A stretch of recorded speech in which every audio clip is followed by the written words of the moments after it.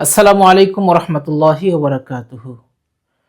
নামাজে তাকবিরে তাহরিমার পর হাত কোথায় বাঁধবো, কোথায় রাখবো, এই বিষয়ে আপনাদেরকে ধারণা দেওয়ার জন্য সেদিন আমি বেশ কয়েকটি বিষয় আপনাদের সামনে তুলে ধরেছিলাম ইশারা ইঙ্গিতে, কিন্তু সেই বিষয়টা হয়তো অনেকেই ক্লিয়ারলি বুঝতে পারেননি, সবার কাছে হয়তো বিষয়টি স্পষ্ট হয়নি। এই জন্য আপনাদেরকে সেই বিষয়টি আরেকটু ক্লিয়ার করার জন্য, আরেকটু স্পষ্ট করার জন্য আজকের এই রেকর্ডটি নেওয়া।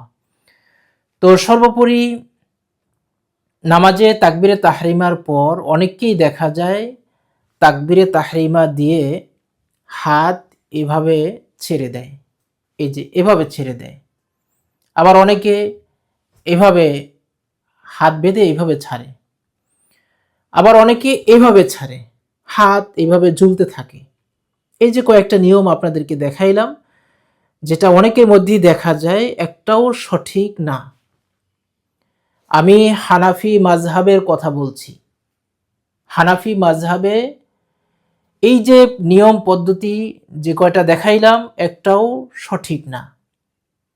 অন্য মাযহাবের অনুসারী থাকতে পারেন, আমি প্রত্যেক মাযহাবের ইমামদের মতামতকে মূল্যায়ন করি, তবে যেহেতু আমি হানাফি মাযহাবের অনুসরণ করি এবং আমার সাথে যারা সম্পৃক্ত কানেক্টেড অনেকেই হয়তো হানাফি মাযহাবের অনুসারী, এজন্য আমি হানাফি মাযহাবের অনুসারীদেরকে এই বিষয়টি তাদের নলেজে দেওয়ার জন্য, তাদের কাছে ক্লিয়ার করার জন্য আমি কথাগুলি বলছি এবং বিষয়গুলি দেখাচ্ছি।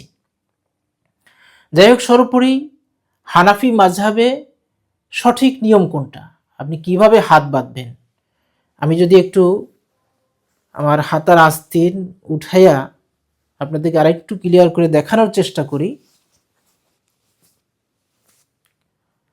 এটা হলো ডান হাত, এটা হলো আমার বাম হাত। তো একটু খেয়াল করে দেখবেন, ডান হাতের বৃদ্ধাঙ্গুলি, কনি আঙ্গুলি, বাম হাতের কবজি, এই দুই আঙ্গুল দিয়ে বাম হাতের কবজিকে এভাবে ধরবেন,